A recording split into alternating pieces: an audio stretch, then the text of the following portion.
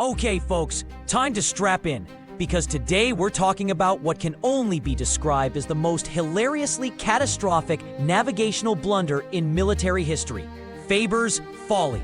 A German pilot in World War II accidentally gifted the Allies their greatest prize by literally landing it at their base, and he thought he was winning.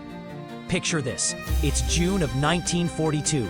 World War II is in full swing, and the German Luftwaffe has this brand spanking new, super hot fighter plane, the FW-190. These things were causing the Allies so much grief, the British actually wanted to mount a commando raid just to capture one for evaluation. Seriously, they were that good.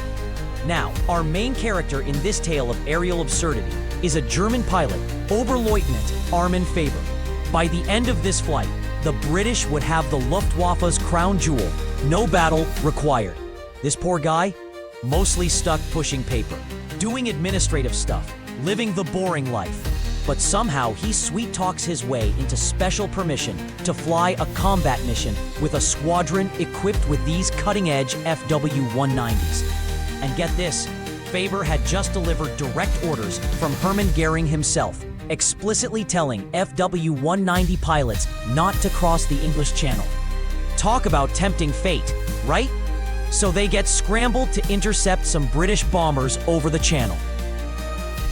And a massive dogfight breaks out with the Spitfires. It was intense, a real slobber knocker in the sky. The Germans were actually dominating, shooting down 7 Spitfires for only 2 of their FW-190s lost. One British pilot even bought the farm in a collision. But amidst all this aerial chaos, our man Faber gets totally disoriented, like utterly and completely turned around. Remember when Goering told them not to cross the channel? Yeah, about that. He's got a British Spitfire on his tail, so he pulls some insane high-speed maneuvers. And despite having only one working cannon, he pulls a crazy Immelmann turn into the sun and shoots down the pursuing Spitfire head-on. You think, okay, good for him, he won the fight. He wins the fight and immediately makes the single worst navigational decision in Luftwaffe history. But here's the thing, he wasn't over France, not even close. This is where the real oops moment happens. Faber was so disoriented, he mistook the Bristol Channel, which separates Devon from Wales, for the English Channel. And the real kicker? He thought north was south. June 23rd, 1942, 3:30 p.m., the moment Faber sealed his fate. Instead of flying south back to France, he flies straight north over the Bristol Channel to Wales. I mean, can you even imagine the thought process there? He's flying over Wales, thinking it's France. He spots an airfield, RAF Pembrey, and genuinely believes he's home free. He's so chuffed about shooting down that Spitfire. He lands at the wrong base, like he owns the place. Gear down, perfect smooth touchdown in front of stunned British observers. Their faces, priceless. In Wales, and still thinks he's in France. The duty pilot at Pembrey, a Flight Sergeant Jeffries, sees this German fighter land.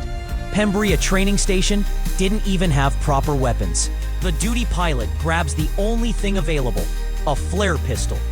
That's right, Germany's most feared fighter plane, taken down by what's basically a sky-colored firework launcher. As Faber is taxiing, Jeffries literally jumps onto the FW-190's wing and takes him prisoner. With the glorified New Year's light show. Can you feel the embarrassment from here?